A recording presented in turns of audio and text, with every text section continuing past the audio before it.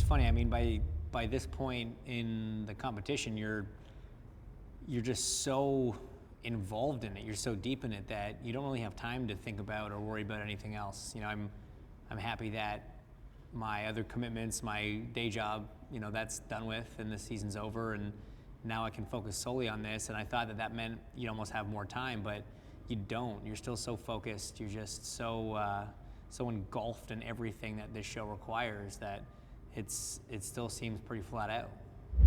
I mean, for me, the most challenging part of the show is just every week having to essentially start from scratch. You know, and I think as you go through the competition, there'll be more things that transfer from one dance to another. But, you know, Char and I have gone from foxtrot to paso, now on to cha-cha, and there's not a ton of correlation between the three. So every week, starting from, you know, ground zero again is a big challenge for sure.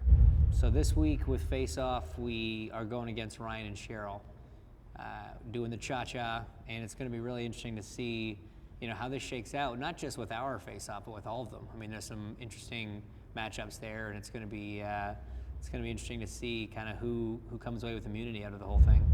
That could definitely throw a curveball. You know, if one couple that might have been lower down on the list nails this and gets immunity and puts, you know, a couple that haven't really had to worry about that kind of in the line of fire, it could throw a curveball in the show for sure.